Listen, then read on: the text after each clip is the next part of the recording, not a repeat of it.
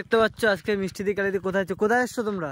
আমরা এসেছি একটা জায়গায় ঘুরতে, হাওয়া খেতে এসছো গরমে? হাওয়া খেতে এসেছি। আর আমাদের ওইখানে এত লোক, এত যানবাহন, তার জন্য ভালো লাগে না।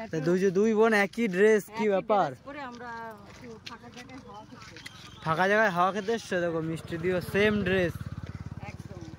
তা দেখতে পাচ্ছ ওই মানে লোকেশনটা দেখো, খুব সুন্দর একটা ভিউ। আর এদিকে দেখতে পাচ্ছ মন খারাপ হয় তা সে এরকম ফাঁকা জায়গায় এসে 1 ঘন্টা কাটিয়ে যাবে, মনটা আবার দেখবা ফুরফুরি হয়ে যাবে, ফিরে বাড়ি। এখন থেকে চেষ্টা করব যে রেগুলার না হয় সপ্তাহে একদিন এই ধারে কাছে ফাঁকা জায়গায়, যেরকম পরিবেশ দেখো চারিদিকে ফসল হচ্ছে, কত জায়গা নিলিবিলি জায়গা, সবসময় তো ট্রেনের সামনে গাড়ি ঘোড়ার সামনে থাকে, একটু নিলিবিলি থাকার চেষ্টা করছে। আর এই যে ড্রেস একেবারে নতুন নতুন ড্রেসগুলো যে কিনি, এগুলো পরা হয় না।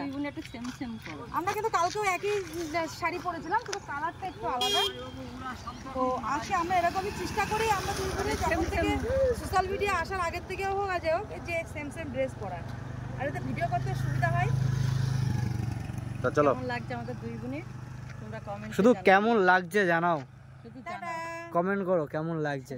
জানি অনেকে কমেন্ট খারাপ করবে, তবুও বলছি তাতে আমাদের কোনো গায়ে লাগে না। শোনো, খারাপ যারা করবে তারা খারাপটা বেশি করে এসছি, সবাই একরকম না।